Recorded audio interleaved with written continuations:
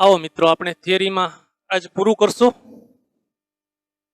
છેલ્લે nuclear reactor nuclear વિખંડન પ્રક્રિયા જોઈ, એના જેવી જ એક ન્યુક્લિયર સંલયન પ્રક્રિયા જોવી છે। આ વાત ત્રીજી વખત આપણે જોઈએ છીએ। પરમાણુ દળાંક એ અને ન્યુક્લિયોન દીઠ બંધન ઉર્જા EBN વડે દર્શાવવું। આ આલેખ મિત્રો કંઈક આવા આકારે મળતો હતો વ્યાપક રીતે। એમ કહેતા હતા કે એફી માટે ન્યુક્લિયન દીઠ બંધન ઉર્જા મહત્તમ છે, 30 અને 170 વચ્ચે લગભગ અચળ છે। આ વાત આપણે જોઈ ગયા કે યુરેનિયમ જેવા ભારે તત્વને જો બે જુદા જુદા તત્વમાં કે જેનો પરમાણુ દળાંક એના કરતા ઓછો છે એમાં જઈએ, એકમાંથી અનેક, હું એમ બોલતો હતો, યુરેનિયમ જેવા ભારેમાંથી યુરેનિયમ કરતા હલકા એવા બે આપણે કાલ જુદી જુદી રીતે જોઈ, જુદી જુદી પ્રક્રિયાઓ જોઈ, જેવી કે યુરેનિયમમાંથી બેરિયમ અને ક્રિપ્ટોન, એન્ટિમની, નિયોબિયમ, ઝેનોન અને સ્ટ્રોન્જિયમ। તો આ ગ્રાફમાંથી આપણે સમજવાની હતી કે ડાબી બાજુ કરતા જમણી બાજુ ન્યુક્લિયોન દીઠ બંધન ઉર્જામાં વધારો થતો હતો એટલે ઉર્જા ઉત્પન્ન થતી હતી। આ હતું ન્યુક્લિયર વિખંડન, એક ન્યુક્લિયસને તોડતા હતા।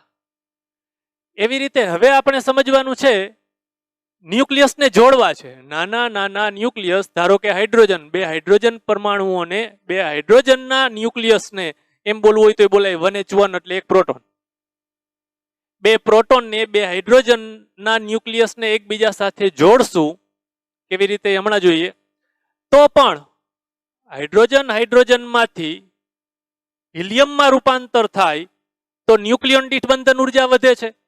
ન્યુક્લિયોન દીઠ બંધન ઉર્જા કરતા આ ન્યુક્લિયોન દીઠ બંધન ઉર્જા વધે છે। ન્યુક્લિયોન દીઠ બંધન ઉર્જા વધે એટલે ઉર્જા ઉત્પન્ન થાય। આમાં બે ન્યુક્લિયસને ભેગા કરીએ છીએ એટલે સંલયન કહીએ છીએ, એકબીજામાં ફ્યુઝ થઈ જાય છે, એના ઉપરથી આને ફ્યુઝન એવો શબ્દ કહીએ છીએ। અને ત્યાં તૂટતું હતું, ફિશન કહેતા હતા, ન્યુક્લિયર ફિશન આપણે ભણી ગયા તે, અને હવે ભણવું છે એ ન્યુક્લિયર ફ્યુઝન। સારું, શરૂઆત કરીએ।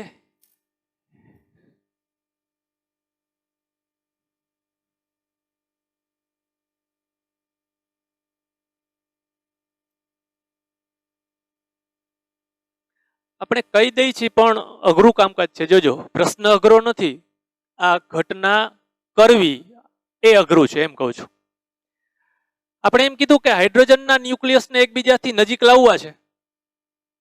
એકબીજાથી નજીક લાવવામાં પહેલા તબક્કે જોઈએ, ધારો કે બે ન્યુક્લિયસ, બે હાઇડ્રોજન ન્યુક્લિયસ અહીં છે, બે પ્રોટોન આ છે, એકબીજાથી નજીક લાવશું એટલે ચોક્કસ વાત છે કે એની વચ્ચે અપાકર્ષણ બળ વધતું જશે। જેમ નજીક આવશે એમ અપાકર્ષણ બળ વધતું જશે।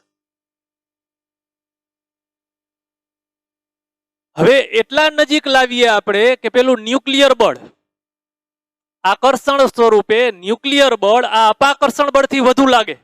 ફરીથી એકવાર મિત્રો, આ બંને પ્રોટોન એકબીજાથી આટલા અંતરે છે ત્યારે એકબીજા ઉપર અપાકર્ષણ બળ લગાડે છે, ત્યાંથી મારે એને છેક અહીં લાવવા છે, અહીં આ સ્થિતિમાં, એટલે એમની વચ્ચેનું અંતર આ 2r જેટલું થાય। તમને મને ખબર છે ન્યુક્લિયર બળ છે એ તો લઘુ અંતરીય બળ છે, ખૂબ નજીક આવશે ત્યારે જ પ્રવર્તશે, છે એકદમ તીવ્ર પ્રબળ છે, પણ ખૂબ નજીક આવશે ત્યારે જ એ કાર્યરત થશે। એટલે મારે તમને આમ સમજાવવું છે કે આ પ્રોટોન પ્રોટોન છે, ધનવીજભાર છે, આ કુલંબ અપાકર્ષણ બળ લાગે છે, એનાથી વિરુદ્ધ આપણે એટલું બળ લગાડવું છે કે એ આ એકબીજાથી, આને હું ત્રિજ્યા કહું તો એકબીજાથી 2r અંતર એકબીજાના સંપર્કમાં આવી જાય, પછી આપણે કઈ કામ કરવું પડતું નથી, એકબીજાના સંપર્કમાં આવી જાય પછી તો ઓલું પ્રબળ બળ જે છે, ન્યુક્લિયર બળ છે, એ પ્રવર્તે છે કે જે અપાકર્ષણ બળ કરતા વધુ હોવાથી ચોટેલા રહેશે। એકબીજામાં ફ્યુઝ કરી દેવા, એકબીજામાં જોડી દેવા જ અઘરા છે। એના માટે આપણે વાત વિચારવી છે મિત્રો કે આ બેયને જોડી દેવા માટે જરૂરી ઉર્જા 400 કિલો ઇલેક્ટ્રોન વોલ્ટની આસપાસ આટલી ઉર્જાની જરૂર છે। બે વચ્ચે જે અપાકર્ષણ બળ લાગે છે એ અપાકર્ષણની દિવાલને તોડવા માટે, તોડીને એકબીજાના સંપર્કમાં લાવવા માટે round about 400 kilo electron volt જેટલી ઉર્જાની જરૂર છે. કેવી રીતે આપશું? તમને મને ખબર છે કે આપેલા પદાર્થનું તાપમાન વધારતા જાવ. આપણે વાયુનો ગતિવાદમાં ભણ્યા હતા, યાદ આવે? 3/2 kBT. કેબી બોલ્ટ્ઝમેનનો અચળાંક, ટી નિરપેક્ષ તાપમાન. તો હવે હું એમ કહું છું કે આ બે કણને, આ બે પ્રોટોનને એનું તાપમાન એટલું વધારીએ એટલે તાપમાન વધારવાની સાથે એના દોલનો વધશે, ઝડપ વધશે. એમ થતા ફરીથી મિત્રો આમ આવીને પાછા આમ શું કામ જાય છે? બે વચ્ચે અપાકર્ષણ બળ લાગે છે. એટલે તાપમાન વધાર્યું એટલે બીજા તબક્કે એના કરતા નજીક આવ્યા, વળી અપાકર્ષણ બળ લાગ્યું. તાપમાન વધાર્યું એટલે એના કરતા નજીક આવ્યા. તો તાપમાન વધારતા આપણે એટલું તાપમાન વધારવું છે કે એને આટલી ઉર્જા મળે. તો એ આમ થતા આમ આવી જશે, આ સ્થિતિમાં પહોંચી જશે. તો એના માટે જરૂરી તાપમાન ગણી દઈએ આપણે. સીધું જ કહી શકશો તમે 3/2 kBT બરાબર આટલી ઉર્જા. અહીં ગણતરી બતાવી છે 3/2 kBT. કે એટલે બોલ્ટ્ઝમેનનો અચળાંક છે, ટી નિરપેક્ષ તાપમાન છે. તો આ તાપમાન 3 × 10⁹ કેલ્વિન જેટલું થવું જોઈએ. વિચારો તો ખબર પડે. 3 × 10⁹ કેલ્વિન, 10⁹. આટલું તાપમાન તો ક્યાં લેવા જવું, કેમ કરવું? તપેલામાં પાણી મૂકીએ તો વધુ ઉકળે ત્યાં સુધી ગરમ કરીએ. પાણી ભલે ઉકળી જાય તોય તપેલામાં ગરમ થવા દઈએ, પણ ક્યાં સુધી તપેલું બચડું ઓગળી જાય યાર. એટલે એ તપેલા ગરમ કરવામાં તો એનું નામ કેવું? તપેલી. એને ગેસ ઉપર મૂકો કે ન મૂકો, એનું નામ જ તપેલી. મિત્રો હું એમ કહું છું કે આટલું તાપમાન સીધી રીતે, સામાન્ય રીતે આ 10⁹ કેલ્વિન જેટલું તાપમાન વ્યવહારમાં મેળવવું અશક્ય છે. એનો ઉપાય હમણાં ગોતીએ આપણે. પેલા આ વાત ફરીથી એકવાર જોઈ લઈએ મિત્રો. આ પ્રક્રિયા આપણે જે સંલયન પ્રક્રિયા કહીએ છીએ ને, જેમ કે આ બે હાઇડ્રોજન 1H1 વડે વચ્ચે પ્રક્રિયા થવાથી 1H2 ઉત્પન્ન થાય છે. એક પોઝિટ્રોન ઉત્પન્ન થાય છે, ન્યુટ્રિનો, અને આટલી ઉર્જા ઉત્પન્ન થાય છે. આપણે જાણી ગયા આ ઉર્જા આ નિપજ ઘટકોની ઉર્જા સ્વરૂપે, તેમજ આ ગેમા છે, સોરી આ પોઝિટ્રોન અને ન્યુટ્રિનો એની ગતિ ઉર્જા સ્વરૂપે હશે. આ ઉત્પન્ન થયેલો 1H2, 1H1 hydrogen, 1H2, 1H3 deuterium અને ટ્રિટિયમ. તો આ બે 1H2 વચ્ચે પ્રક્રિયા થવાથી 2H3 બને છે. અને હલકો હિલિયમ એમ કહેવાય. હિલિયમ અથવા ભારે હિલિયમ એટલે 2He4, તમને ખબર છે. આ 2He3 છે, લાઇટ હિલિયમ, હળવો હિલિયમ. એક ન્યુટ્રોન ઉત્પન્ન થાય છે, સાથે 3.27 મિલિયન ઇલેક્ટ્રોન વોલ્ટ ઉર્જા ઉત્પન્ન થાય છે. મિત્રો આમ જોવા જઈએ તો આ હાઇડ્રોજન વચ્ચે પ્રક્રિયા થવાથી આટલી મિલિયન ઇલેક્ટ્રોન વોલ્ટ એટલે ઘણી ઉર્જા કહેવાય, સાવ થોડીક ઉર્જા નથી આ. એવી જ રીતે મિત્રો આમાંથી જે 1H2 અને 1H2 વચ્ચે પ્રક્રિયા થવાની, હમણાં આપણે આના પછીના આજ ટોપિકમાં ચક્રીય પ્રક્રિયા જોવાના છે. આ 1H2 વચ્ચે પ્રક્રિયા થવાથી આના કરતા ઘણી વધારે 4.03 મિલિયન ઇલેક્ટ્રોન વોલ્ટ જેટલી ઉર્જા ઉત્પન્ન થાય છે. આ ઉદાહરણ પરથી આપણે અત્યારે પહેલા તબક્કે એટલો અંદાજ મેળવો કે હાઇડ્રોજન જેવા સાવ હલકા કે જે સરળતાથી મળી જાય એવા ન્યુક્લિયસ છે, સીધે સીધા જ પાણીમાંથી મળે છે. મને તમને ખબર છે આખી દુનિયામાં પાણી છે. તો એના વચ્ચે પ્રક્રિયાઓ થઈને આ ઉર્જા ઉત્પન્ન થાય છે. પણ એ બંને એકબીજાના સંપર્કમાં આવે, ફ્યુઝ થાય ત્યારે, સંલયન થાય ત્યારે. એટલે આપણે આ વાત જાણી, પણ એ કરવું કેમ એ વાત અઘરી છે. બે પ્રોટોન વચ્ચે લાગતા કુલંબીય અપાકર્ષણ બળ, એટલે આ એ કુલંબીય અપાકર્ષણ બળની દિવાલથી એની ઊંચાઈ આશરે 400 કિલો ઇલેક્ટ્રોન વોલ્ટ જેટલી છે. દિવાલની ઊંચાઈ એટલે આ દિવાલની ઊંચાઈ માપતા નહીં ભાઈ. અહીં ઊંચાઈ વિસ્થિતિમાનના તફાવતના સ્વરૂપમાં ગણે છે કે આ બે એકબીજાથી નજીક આવે એમ એમની વચ્ચે ગુરુત્વાકર્ષણ બળ લાગે છે, સોરી એની વચ્ચે કુલંબીય અપાકર્ષણ બળ લાગે છે, એ કુલંબીય અપાકર્ષણ બળની દિવાલની વાત કરે છે. એનો સામનો કરવા માટે આની ઉર્જા 400 કિલો ઇલેક્ટ્રોન વોલ્ટના ક્રમની હોવી જોઈએ. વધુ વીજભાર ધરાવતા ન્યુક્લિયસ માટે વધારે ઊંચી હશે. મિત્રો બે એકબીજાથી આર જેટલા અંતરે હોય તો તંત્રની સ્થિતિ ઉર્જા કે Q1 Q2 છેદમાં આર, એના પરથી આ વાત લીધી છે. આ અપાકર્ષી બળની દિવાલની ઊંચાઈ ઓળંગી જવા માટે પ્રોટોન વાયુમાં રહેલા બે પ્રોટોનને જરૂરી ઉર્જા હોવા માટે જરૂરી તાપમાન આ પ્રમાણે ગણી શકાય. આપણે એવું એક તારણ કાઢ્યું કે આ બંને પ્રોટોન જે એકબીજાથી આર જેટલા અંતરે છે એને ગરમ કર્યા તો દોલનો વૈધા એકબીજાના ટચમાં આવી જાય, એના માટે કેટલી ઉર્જાની જરૂર છે? 400 કિલો ઇલેક્ટ્રોન વોલ્ટ. તો એની એ પરિણામની મદદથી આપણે ગોતવી છે કે એનું તાપમાન કેટલું વધારવું. તો હમણાં આપણે જાણ્યું એ પ્રમાણે ગતિ ઉર્જા, સરેરાશ ગતિ ઉર્જા, અણુ દીઠ સરેરાશ ગતિ ઉર્જા અથવા કણ દીઠ સરેરાશ ગતિ ઉર્જા 3/2 kBT, કે અથવા કેબી એટલે બોલ્ટ્ઝમેનનો અચળાંક, નિરપેક્ષ તાપમાન. એ ઉર્જા 400 કિલો ઇલેક્ટ્રોન વોલ્ટ જેટલી હોવા માટે તાપમાન આશરે 3 ગુણ્યા 10⁹ 10⁹ કેલ્વિન આટલું તાપમાન કરવું જોઈએ. હવે આપણે જોઈ લઈએ સૂર્યના અંતરિયાળ ભાગનું તાપમાન આટલું છે 10⁷ કેલ્વિન જેટલું. તો આ પ્રક્રિયા થવા માટે, આવી પ્રક્રિયા થવા માટે આટલા તાપમાનની જરૂર છે.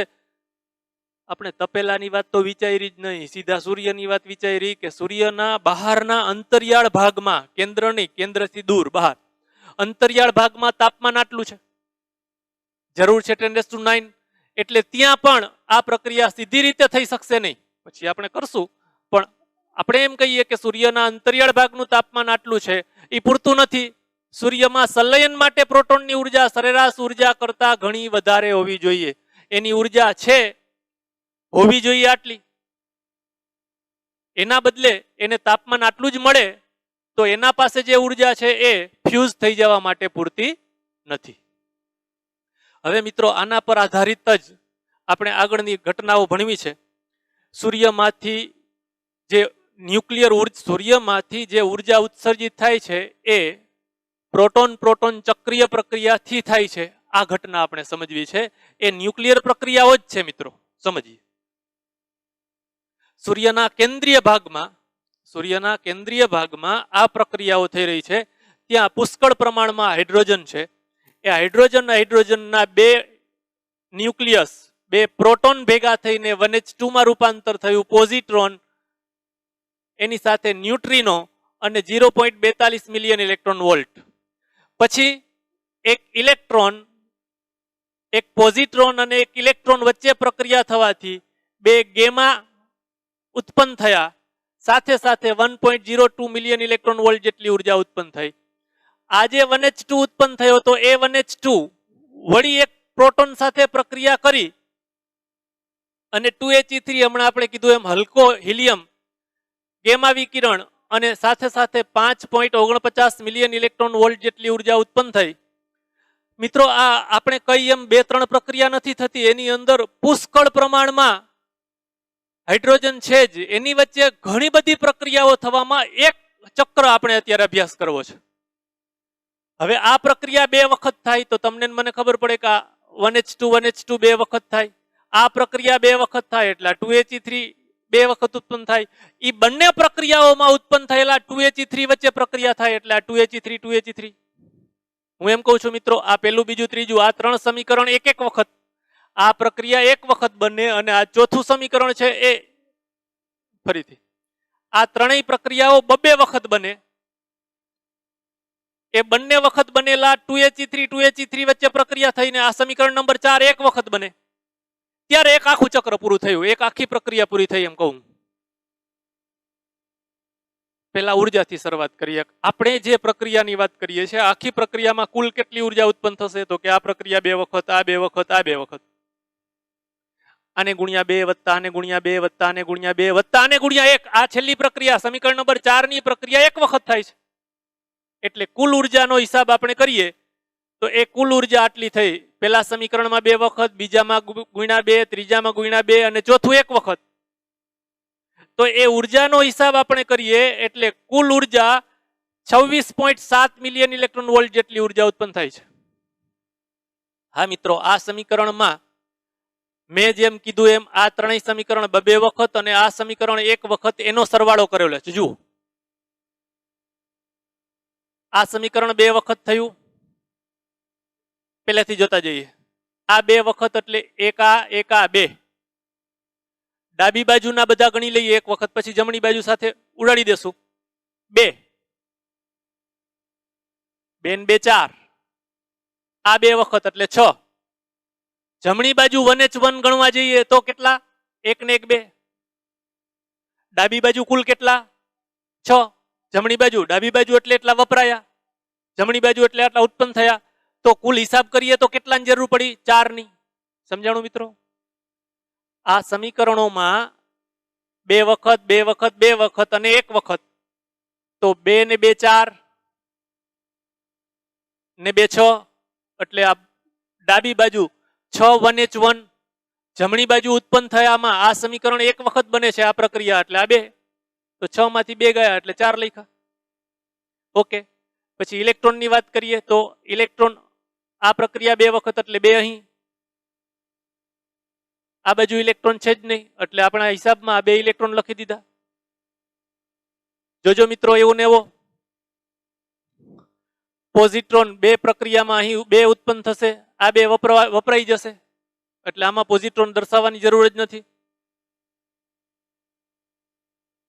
પ્રક્રિયાની જમણી બાજુ આ પ્રક્રિયા એક વખત થાય છે એટલે 2He4 એક વખત, આ 2He4. આ પ્રક્રિયા બે વખત એટલે 2 ન્યુટ્રિનો. એના પછી કુલ ગેમા ગણી લઈએ, 2 ને 2 4 ને 2 6 એટલે 6 ગેમા વિકિરણો. અને આ કુલ ઉર્જા 26.7 મિલિયન ઇલેક્ટ્રોન વોલ્ટ કેવી રીતે ગણ્યા? આને ગુણ્યા 2 વત્તા આને ગુણ્યા 2 વત્તા આને ગુણ્યા 2 વત્તા આ, એટલે કુલ ઉર્જા થશે 26.7 મિલિયન ઇલેક્ટ્રોન વોલ્ટ. એટલે આપણે આ જ પ્રક્રિયાને આમ પણ લખી શકીએ કે જેમાં આ 2 ઇલેક્ટ્રોનના બદલે 2 વત્તા 2 4 ઇલેક્ટ્રોન લખ્યા એટલે અહીં 2 ઇલેક્ટ્રોન એડ કરી દીધા, હતા નહીં. બાકી બધું એમનેમ રાખ્યું છે. 6 ગેમા એમનેમ રાખ્યું છે, 2He4 એમનેમ રાખ્યું છે. હવે આ વાત વિચારીએ કે તારાના અંતરિયાળ ભાગમાં કે જ્યાં તાપમાન, આપણે આ વાત પાકી યાદ રાખજો કે આપણે આ પ્રક્રિયા થવા માટે તાપમાન 10⁹ કેલ્વિનના ક્રમનું જરૂર છે. તારાના અંતરિયાળ ભાગમાં હાઇડ્રોજનથી હિલિયમ બને, ગર્ભ ભાગ ઠંડો પડવા લાગે, ગુરુત્વીય અસરથી તારો સંકોચાવા લાગે અને ગર્ભ ભાગનું તાપમાન પાછું વધતા વધતા વધતા 10⁸ કેલ્વિન જેટલું બને. મિત્રો, આ પ્રક્રિયા દરમિયાન જે ઉર્જા ઉત્પન્ન થાય, ગઈકાલે આપણે વાત લીધી હતી કે સૌ પ્રથમ ઉત્પન્ન થતી ઉર્જા છે એ નિપજ ઘટકોની ગતિ ઉર્જા સ્વરૂપે હોય અને પછી આપેલા પદાર્થને ઉષ્મા ઉર્જા સ્વરૂપે મળે એટલે એનું તાપમાન વધતું જાય. તો એનું તાપમાન વધતા વધતા વધતા 10⁸ કેલ્વિન થાય. એક વાત આપણે લીધી કે હાઇડ્રોજન વચ્ચે પ્રક્રિયા થઈને હિલિયમમાં રૂપાંતર થયું. આ એક વાત થઈ મિત્રો. હવે એવી રીતે પાછું હિલિયમ વચ્ચે ઉત્પન્ન થયેલા હિલિયમ વચ્ચે પ્રક્રિયા થશે. આ દરેક પ્રક્રિયાઓમાં ઉર્જા તો ઉત્પન્ન થાય જ છે. ફરીથી હિલિયમ પ્રક્રિયાથી કાર્બનમાં રૂપાંતર થશે, કાર્બનમાં સંલયન થયા, સંલયન પાઈમાં એમ કહીએ આપણે. હાઇડ્રોજન હિલિયમમાં રૂપાંતરિત થયા, હિલિયમ વચ્ચે પ્રક્રિયા થવાના કારણે કાર્બનમાં રૂપાંતરિત થશે. જેમ આ પ્રોટોન ચક્રીય પ્રક્રિયા એવી રીતે હિલિયમ ચક્રીય પ્રક્રિયા. એમ થતા થતા થતા આવી પ્રક્રિયાઓ દ્વારા મોટામાં મોટા દળાંક ધરાવતા તત્વો ઉત્પન્ન કરે છે. હાઇડ્રોજનમાંથી હિલિયમ થયો, હિલિયમમાંથી કાર્બન થયો, આમ ક્રમશઃ વૈધા રાખે. તમને પાછું ફરીથી યાદ આવી જવો જોઈએ આપણો ગ્રાફ કે અહીં સુધી જશે.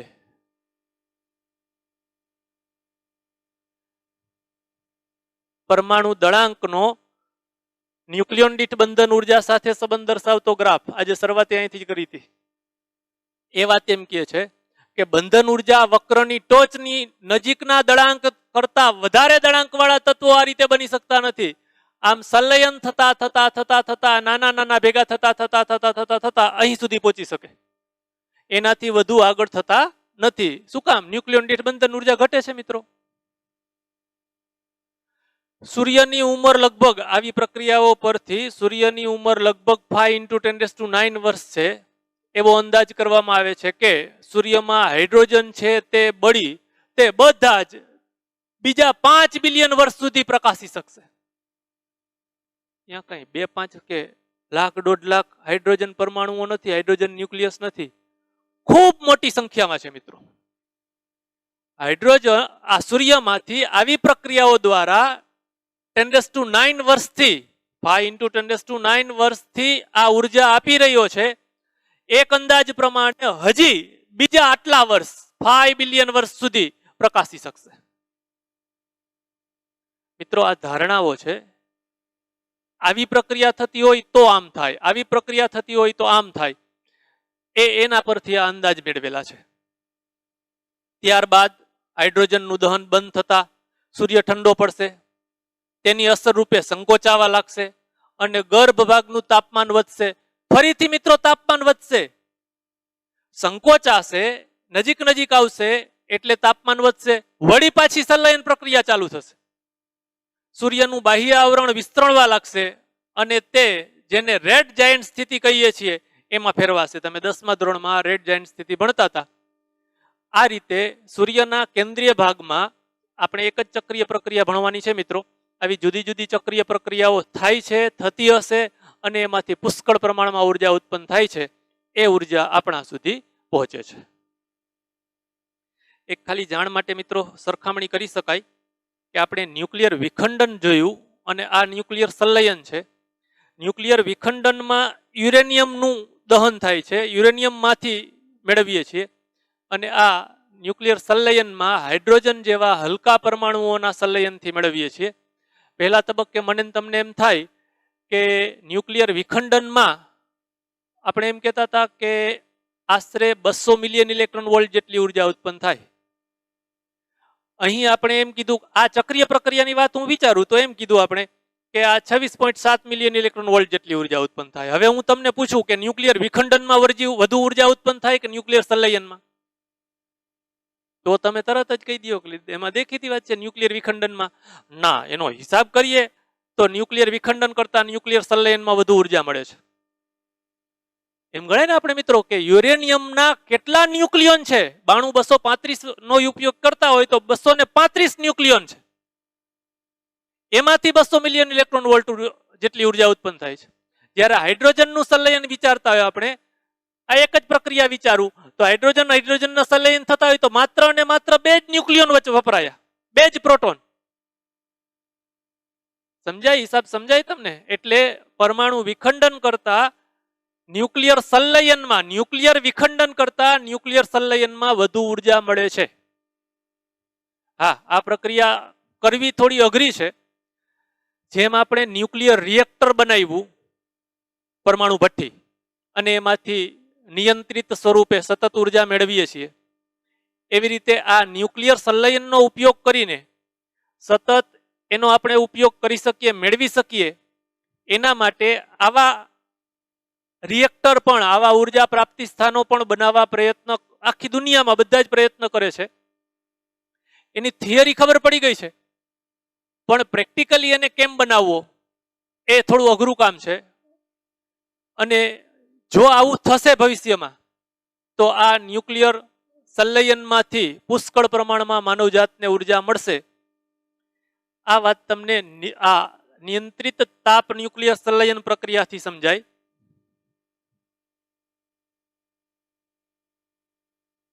આપણે જે સૂર્યના કેન્દ્રીય ભાગમાં પ્રક્રિયાઓ થઈ એ કુદરતી પ્રક્રિયાઓ છે. એવી પ્રક્રિયાઓ વ્યવહારમાં કરવા માટે આપણે પ્રયત્ન કરીએ છીએ કે જેમાંથી પુષ્કળ પ્રમાણમાં ઉર્જા મળે. તારામાં કુદરતી રીતે થતી તાપ ન્યુક્લિયર સંલયનની પ્રક્રિયાની તાપ ન્યુક્લિયર સંલયન રચનામાં નકલ કરવામાં આવે છે. જે કુદરતી રીતે સૂર્યના કેન્દ્રીય ભાગમાં પ્રક્રિયાઓ થઈ રહી છે એવી પ્રક્રિયાઓ આપણે ન કરી શકીએ, એ પ્રક્રિયાની નકલ કરવામાં આવે છે. નિયંત્રિત સંલયન રિએક્ટરોમાં ન્યુક્લિયર બળતણને 10⁸ કેલ્વિન જેવા ઊંચા તાપમાન સુધી ગરમ કરી સ્થાયી પાવર ઉત્પન્ન કરવાનો ઉદ્દેશ હોય છે. હવે વાંધો જ અહીંયા પડે છે મિત્રો, આ 10⁸, 10⁹ કેલ્વિન જેટલું તાપમાન મેળવવું કેમ? એના માટે આવા ઊંચા તાપમાને બળતણ ધન આયનો અને ઇલેક્ટ્રોનના મિશ્રણ સ્વરૂપમાં હોય છે.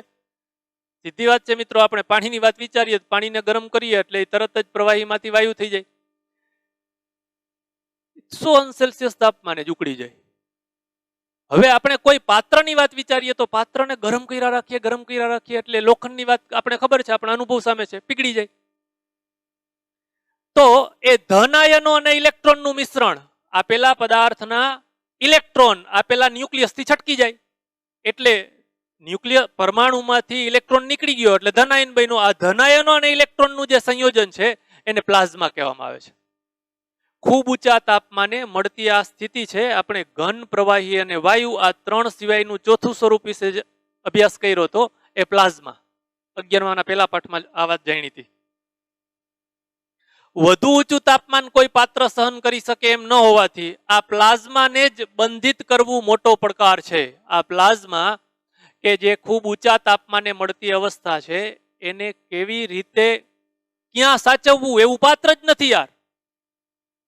એટલે વિજ્ઞાનનો એક પાર્ટ પૃથ્વીના પેટાળમાંથી આ પ્લાઝમા શોષીને એમાંથી ઉર્જા મેળવવાનો પ્રયત્ન કરી રહ્યા છે. જો આ પ્રયત્નમાં સફળ થશું તો આપણે અખૂટ ઉર્જા, પુષ્કળ પ્રમાણમાં ઉર્જા મળી રહેશે. જો સફળ થાય તો સંલયન રિએક્ટરો માનવજાતને લગભગ અમર્યાદ પાવર પૂરો પાડી શકશે. એના માટે અમુક પ્રાયોગિક પરિણામો થયા છે. ચુંબકીય ક્ષેત્રનો ઉપયોગ કરીને પ્રબળ બે મોટી રિંગ લઈ એ બે વચ્ચે એમાંથી વિદ્યુત પ્રવાહ પસાર કરીને બે વચ્ચે ચુંબકીય ક્ષેત્ર ઉત્પન્ન કરવામાં આવે. આ ચુંબકીય ક્ષેત્રમાં બહારથી પ્રોટોનને દાખલ કરવામાં આવે. એ પ્રોટોન મને તમને ખબર છે ચુંબકીય ક્ષેત્રમાં આવું કંઈક કહું છું મિત્રો હું, આ બે મોટી રિંગ છે, અહીં આ દિશામાં ચુંબકીય ક્ષેત્ર હશે આવું. અહીંથી આમ લંબ રૂપે દાખલ કરવાના બદલે કોઈ પ્રોટોનને આમ દાખલ કરો તો એ મને તમને ખબર છે આમ આમ ગતિ કરશે, આમ. હવે એ ગતિ કરે છે, તમારે આ સૂત્ર એવું નથી મિત્રો, આવશે ભણશું. આ દાખલો જ એક આવશે. ચુંબકીય ક્ષેત્રમાં વીજભારની ગતિ, એના ઉપર લાગતું બળ F = Q/V×B જેટલું હોય. હા, હવે અહીં જો આપણે ભણવાનો છે, પ્રયત્ન કરી રહ્યા છીએ ન્યુક્લિયર સંલયનની પ્રક્રિયા કે જેમાં 10⁸, 10⁹ કેલ્વિન જેટલું તાપમાન જોઈ છે. એમાં આવું કરવામાં ત્યાં વિસ્ફોટ કરવામાં આવે પરમાણુ બોમ્બનો, એટલે એનું તાપમાન 10⁻, આપણે ન્યુક્લિયર રિએક્ટરમાં જોયું કે તાપમાન 10⁶ કેલ્વિન જેટલું વધે છે. તાપમાન વધતા હવે પોતાના તાપમાન વધવાના, બહારથી આ તાપમાન વધાર્યું, સાથે સાથે પોતાની ગતિ, એના કારણે તાપમાન વધ્યું. એ તાપમાન વધતા 10⁸ કેલ્વિન જેટલું થશે. પ્રક્રિયા દરમિયાન જે ઉર્જા ઉત્પન્ન થઈ એ ઉર્જાનું ઉષ્મામાં રૂપાંતર થયું, એના કારણે તાપમાન વધ્યું. આમ થતા 10⁸ કેલ્વિન સુધી પહોંચાડવામાં આવે. મિત્રો, જેમ પરમાણુ બોમ્બ એવી રીતે આ સિદ્ધાંતથી હાઇડ્રોજન બોમ્બ બનાવવામાં આવે છે. એટલે આ દ્રષ્ટિએ પરમાણુ બોમ્બ કરતા વિસ્ફોટક વધુ વિનાશક હાઇડ્રોજન બોમ્બ થાય એમ કેવું હોય તો કહી શકાય.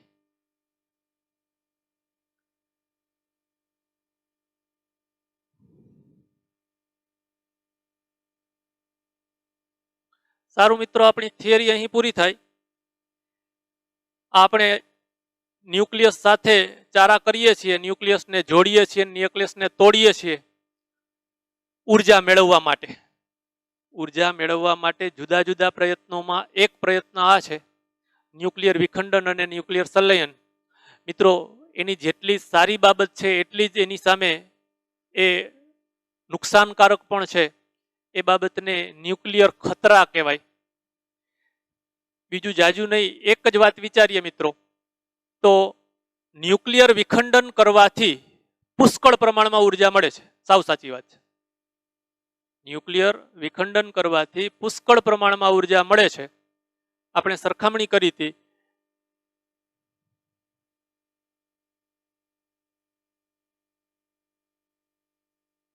આ વાત મારે યાદ કરાવી છે તમને.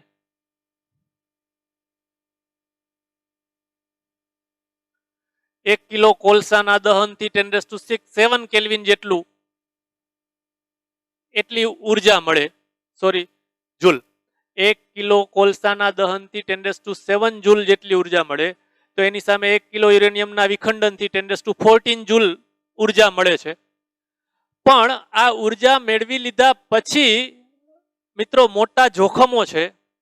એક જોખમમાં આ ન્યુક્લિયર વિખંડનમાં ઉત્પન્ન થતી નીપજ એ પણ રેડિયો એક્ટિવ દ્રવ્ય છે. પોતાનામાંથી રેડિયો એક્ટિવ વિકિરણોનું ઉત્સર્જન ચાલુ રાખે છે. એને ન્યુક્લિયર કચરો કહેવાય. એને ન્યુક્લિયર કચરો કહેવાય કે જે વિકિરણ સતત આ વાતાવરણમાં ફેલાય છે. સજીવ કોષ માટે ખૂબ નુકસાનકારક છે. તો એ ધારો કે આપણે કોઈ યુરેનિયમનો જથ્થો લીધો, અવિભંજિત જથ્થો લીધો, એનું વિભંજન કર્યું, ન્યુક્લિયર રિએક્ટરમાંથી ખૂબ ઉર્જાનું શોષણ, એમાંથી ઉર્જાનું શોષણ કરી લીધું. તે પછી જે કચરો વધે છે એને ન્યુક્લિયર કચરો કહેવાય. એ ન્યુક્લિયર કચરાનો કેમ નાશ કરવો એ હજી આપણે આવડતું નથી, આપણે એટલે વિજ્ઞાનને, માનવજાતને. એ ન્યુક્લિયર કચરો પોતાનામાંથી નુકસાનકારક એવા વિકિરણોનું સતત ઉત્સર્જન કરે છે કે જે સજીવ કોષની કાર્યક્ષમતા ઘટાડે છે અને સજીવ કોષને નાશ પણ કરી શકે છે. એટલે એની સારી બાબત છે કે ઓછા જથ્થામાંથી ઘણી બધી ઉર્જા મળે છે. પણ એની સામે જો આપણે એને વિવેકપૂર્વક ઉપયોગ નહીં કરીએ તો એના ખૂબ ખરાબ પરિણામો આવશે. ન્યુક્લિયર બોમ્બ પણ એક ન્યુક્લિયર ખતરો જ છે મિત્રો. ન્યુક્લિયર બોમ્બ માનવજાત પાસે આજે આવી ગયો છે.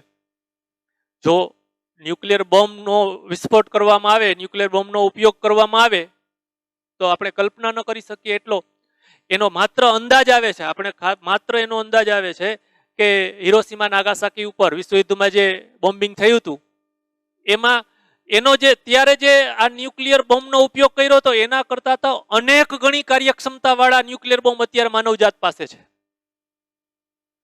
હવે તેદી ટપુડિયા, આની સાપેક્ષે ટપુડિયા બોમ્બ કહીએ, એની અસર હજી વર્તાય છે મિત્રો. ત્યાં હજી જ ખોડખાપણ વાળા બાળકો જન્મે છે. તો હવે એના કરતા અનેક ગણી તાકાત વાળા આ જો ન્યુક્લિયર બોમ્બનો ઉપયોગ કરવામાં આવે તો આગળ શું થશે? આ પણ એક મોટો ન્યુક્લિયર ખતરો છે મિત્રો. એ જ રીતે ચેર્નોબિલમાં, કાલે આપણે યાદ કર્યું હતું ચેર્નોબિલ દુર્ઘટના, ન્યુક્લિયર રિએક્ટરમાં લીકેજીસ થયું હતું. એને કંટ્રોલ કરવું પણ અઘરું છે મિત્રો. એટલે જેમ સારી વાત છે એમ નુકસાનકારક બાબત પણ છે. ત્યાં માણસનો વિવેક કામ આવશે. ઓકે મિત્રો, તો આ રીતે આપણી થિયરી અહીં પૂરી થાય. હવે થોડા દાખલા બાકી છે, એ આવતા ક્લાસમાં દાખલા પૂરા કરશું. સતત વાંચતા રહેજો મિત્રો. આપણે દાખલામાં આગળ વધીએ. હવે ઉદાહરણ 13, એમાં નાના નાના 3 પ્રશ્નો પૂછ્યા છે. પહેલો પ્રશ્ન તમારી સામે છે, રકમ વાંચીએ. ન્યુક્લિયર પ્રક્રિયાઓ આપણે જે આગળ ભણ્યા તે ના સમીકરણો જે અર્થમાં રાસાયણિક સમીકરણ, દાખલા તરીકે આ એક તમને રાસાયણિક સમીકરણ આપ્યું છે એ, અને આપણે યુરેનિયમનું વિખંડન જોયું એને કહીએ ન્યુક્લિયર પ્રક્રિયા. એ બે પ્રક્રિયાઓમાં આ રાસાયણિક સમીકરણ સમતોલે છે, તે અર્થમાં સમતોલ છે. જો આમ ન હોય તો કયા અર્થમાં તેઓ બંને બાજુ સમતોલ છે? પ્રશ્ન જરા ગોટાવાળો છે, નથી સમજાતું, પણ આપણે જવાબ સમજશું એટલે વાત સમજાઈ જશે. તમે 9મા ધોરણમાં કેમેસ્ટ્રીમાં આવું કંઈક ભણતા હતા. આપેલ સમીકરણને રાસાયણિક દ્રષ્ટિએ સંતુલિત કરો. તો આવું આ બગડો એના માટે મૂકેલો છે, તમને ખબર છે, આ બગડો એના માટે મૂકેલ છે. ખાલી તમને આમ આપ્યું હોય H2 + O2 = 2H2O. હું આવું બોલું છું મિત્રો, જો આમ હોય તો અહીંયા હાઇડ્રોજન 2, અહીંયા હાઇડ્રોજન 2, સમજાય? ઓક્સિજન 1, અહીં ઓક્સિજન 2, એટલે સંતુલિત નથી. જો આ બગડા કાઢી નાખીએ તો સંતુલિત નથી. એ સંતુલિત કરવા માટે આ બગડો મૂક્યો તો આને હું રાસાયણિક રીતે રાસાયણિક સમીકરણને સંતુલિત કર્યું કહું. હવે એવી વાત શું ન્યુક્લિયર પ્રક્રિયામાં આવું રાસાયણિક સંતુલન હોય ના ન હોય? મિત્રો આમાં ડાબી બાજુ હાઇડ્રોજન છે, જમણી બાજુ હાઇડ્રોજન, સંયોજન બદલાઈ જાય છે પણ હાઇડ્રોજન તો છે જ, ઓક્સિજન તો છે જ. જ્યારે તમને ખબર છે ન્યુક્લિયર પ્રક્રિયામાં ડાબી બાજુ યુરેનિયમ હતો તો જમણી બાજુ યુરેનિયમ હતો જ નહીં. એટલે આવું સંતુલન કરવાનો કોઈ પ્રશ્ન જ નથી. રાસાયણિક સમીકરણમાં બંને બાજુના દરેક તત્વના પરમાણુઓની સંખ્યા સમાન હોય છે. આ સમીકરણમાં અહીં હાઇડ્રોજનના 2 ને 2 4 તો અહીં પણ 4, અહીં ઓક્સિજનના 2 તો અહીં પણ ઓક્સિજનના 2, એવા અર્થમાં સમાન છે, તેથી સમતોલ છે. રાસાયણિક પ્રક્રિયા માત્ર પરમાણુઓના મૂળ સંયોજનને બદલે છે. સંયોજન બદલાય છે, હાઇડ્રોજન તો હાઇડ્રોજન છે જ, ઓક્સિજન તો ઓક્સિજન છે જ. જ્યારે ન્યુક્લિયર પ્રક્રિયામાં ડાબી બાજુ યુરેનિયમ છે તો જમણી બાજુ યુરેનિયમનો પરમાણુ જ નથી યાર. ન્યુક્લિયર પ્રક્રિયામાં તત્વોનું રૂપાંતર થતું હોવાથી અહીં સંયોજન થાય છે. રાસાયણિક પ્રક્રિયામાં જ્યારે ન્યુક્લિયર પ્રક્રિયામાં રૂપાંતર થઈ જાય છે, યુરેનિયમમાંથી યુરેનિયમ રહેતો જ નથી, બીજો કોઈક દ્રવ્યમાં રૂપાંતર પામે છે. ન્યુક્લિયર પ્રક્રિયામાં તત્વોનું રૂપાંતર થતું હોઈ શકે. આમ ન્યુક્લિયર પ્રક્રિયામાં દરેક તત્વના પરમાણુની સંખ્યાનું સંરક્ષણ થવું જ જોઈએ એ જરૂરી નથી. આ રાસાયણિક પ્રક્રિયામાં થવું જ જોઈએ, જ્યારે ન્યુક્લિયર પ્રક્રિયામાં થાય જ થવું જ જોઈએ એવું જરૂરી નથી. આમ છતાં ન્યુક્લિયર પ્રક્રિયામાં પ્રોટોનની સંખ્યા અને ન્યુટ્રોનની સંખ્યા અલગ અલગથી સંરક્ષિત થાય છે. આપણે જોયું હતું આલ્ફા કણનું ઉત્સર્જન થતું હતું તો એમ કહેતા હતા કે પરમાણુ ક્રમાંકમાં 2 એકમનો ઘટાડો અને પરમાણુ દળાંકમાં 4 એકમનો ઘટાડો થાય છે. એમ કરીને આપણે ડાબી બાજુ અને જમણી બાજુ પ્રોટોનની સંખ્યા અને ન્યુટ્રોનની સંખ્યા મેન્ટેન કરતા હતા. પ્રોટોનની સંખ્યા અને ન્યુટ્રોનની સંખ્યા અલગ અલગથી સંરક્ષિત થાય છે એ હંમેશા નથી એવું અહીં તમને કૌંસમાં વાત કરી દીધી છે. જેમ આ રાસાયણિક પ્રક્રિયા છે એવી રીતે તમને અહીં યુરેનિયમનું વિખંડન બતાવ્યું છે. તો આવી પ્રક્રિયામાં યુરેનિયમ ડાબી બાજુ જેટલા યુરેનિયમના પરમાણુ હોય એટલા જ પરમાણુ હોય એવું જરૂરી નથી. એવા અર્થમાં સંતુલન નથી.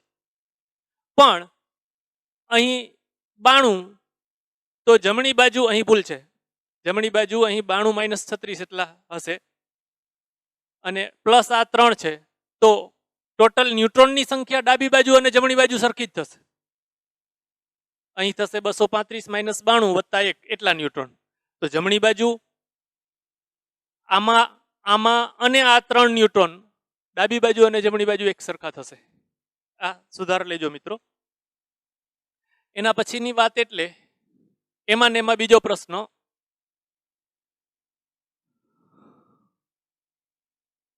ઉદાહરણ 13 બી, જો પ્રોટોન સંખ્યા અને ન્યુટ્રોન સંખ્યા દરેક ન્યુક્લિયર પ્રક્રિયામાં સંરક્ષિત રહેતી હોય તો ન્યુક્લિયર પ્રક્રિયામાં દળનું રૂપાંતર ઉર્જામાં અથવા ઉલટું કેવી રીતે થાય છે?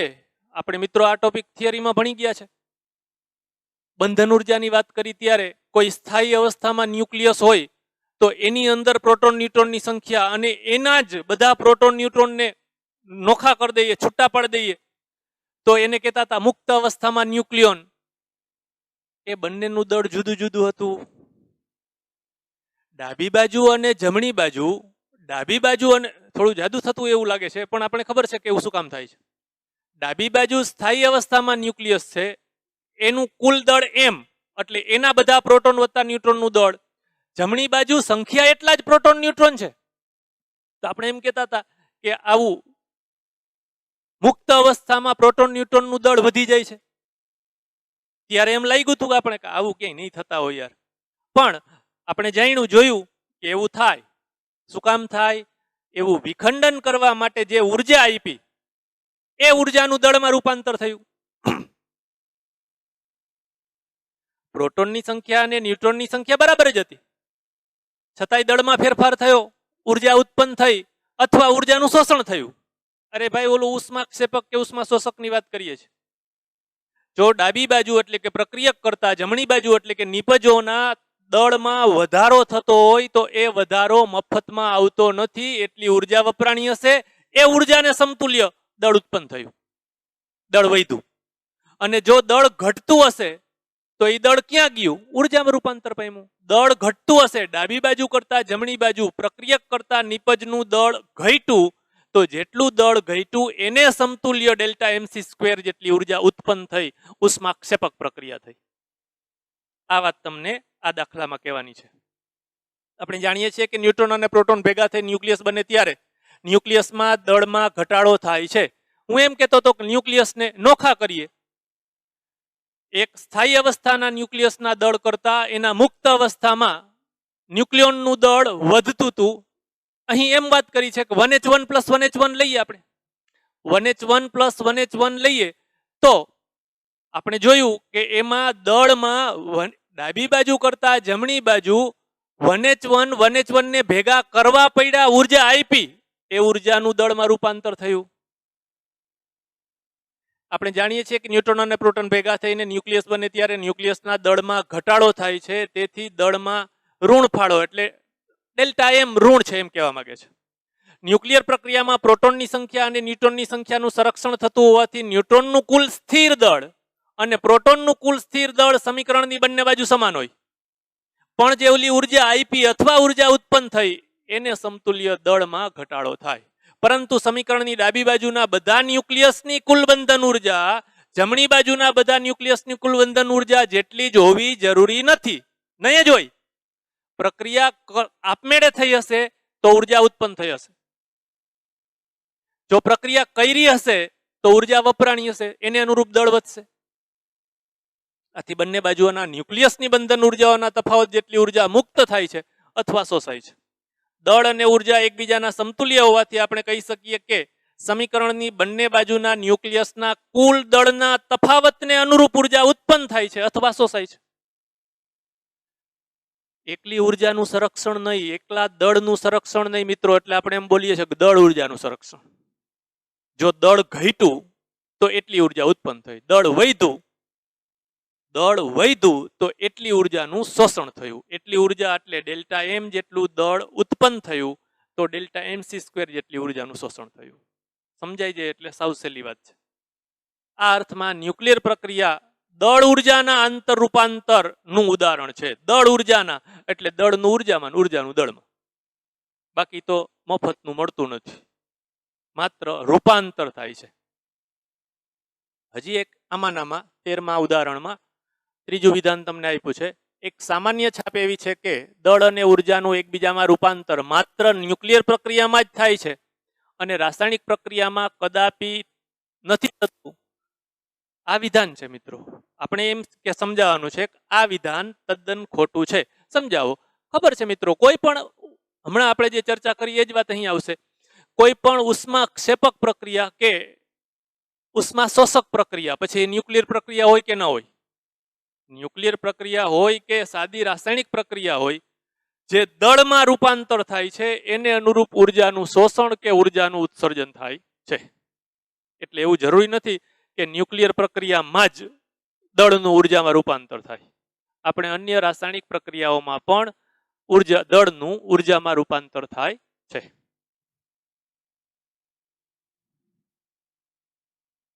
એના પછી આપણે જોઈએ સ્વાધ્યાયનો 17મો દાખલો. સ્વાધ્યાયના 17મા દાખલાની રકમ વાંચીએ. સહેલો દાખલો છે મિત્રો. 94-239 PU ના વિખંડન ગુણધર્મો યુરેનિયમ 92-235 ના જેવા છે. વિખંડન દીઠ વિમુક્ત થતી ઉર્જા 180 મિલિયન ઇલેક્ટ્રોન વોલ્ટ છે. જો શુદ્ધ પ્યુરેનિયમ 94239 ના 1 કિલોગ્રામમાંના બધા પરમાણુઓ વિખંડન પામે તો કેટલી ઉર્જા ઉત્પન્ન થશે? પેલા હવામાં દાખલો ગણી લઈએ, પછી બોર્ડમાં કે કાગળ ઉપર ગણીએ.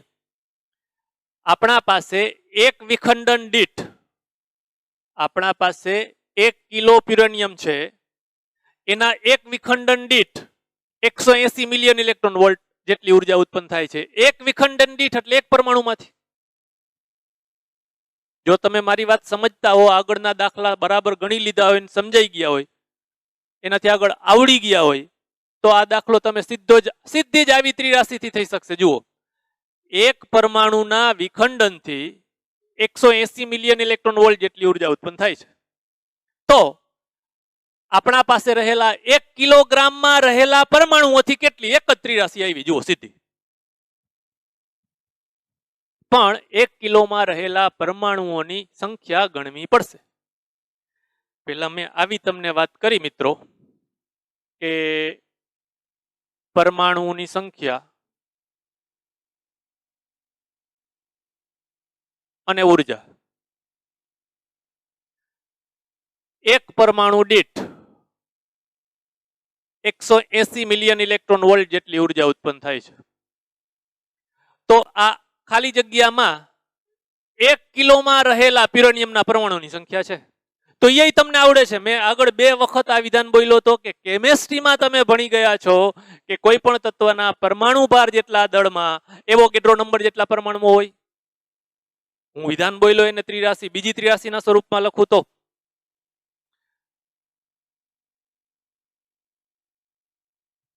દળ. અમારા હિરજી માસ્તરની સ્ટાઇલ છે આ. મને 4થું 5મું ધોરણ ભણાવવા વાળા હવે એમ કેવું પડે દુઃખ સાથે કે સ્વર્ગસ્થ હિરજી માસ્તર એ અમને ત્રિરાશી આવી રીતે સમજાવતા હતા કે જે શોધવાનું હોય એ અહીં જમણી બાજુ. આ ક્વેશ્ચન માર્ક કરી દીધો. મારે અત્યારે શોધવી છે પરમાણુની સંખ્યા. અહીં મૂકવું છે એ પરમાણુની સંખ્યા. એક સંબંધ આ બંને વચ્ચે આપેલો હોય. આપણા પાસે કયો સંબંધ છે તો કે પરમાણુ ભાર જેટલા દળમાં કોની વાત કરીએ છીએ? પ્યુરેનિયમ, કે જેનો પરમાણુ દળાંક 239 છે. તો હું લખી શકું કે 239 ગ્રામમાં કેટલા પરમાણુઓ? એવોગેડ્રો નંબર જેટલા. 239 ગ્રામમાં એવોગેડ્રો નંબર 6.023 × 10⁻23 જેટલા. તો 1 કિલોમાં કેટલા? જો આવું પ્રદર્શન કરતા નહીં. શું કરવું પડશે ખબર છે તમને? કિલોના ગ્રામ. આ એને હું n કહું તો એ અહીં n છે. આજ તમારો જવાબ થઈ ગયો મિત્રો. આજ તમારો જવાબ થઈ ગયો. એને પેલા આ રીતે ગણી લીધા છે n. આ ગુણ્યા આ છેદમાં આ, એટલે આ સ્ટેપ આવી ગયું. આટલા પરમાણુઓ થયા.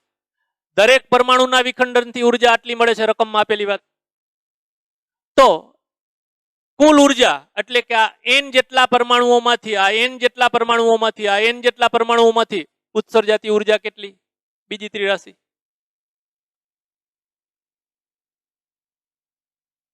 અહીં રાખીએ. એના પછી આપણે હવે મારા ગણિત પ્રમાણે 5 દાખલા બાકી રહ્યા છે. એ આવતા પીરિયડમાં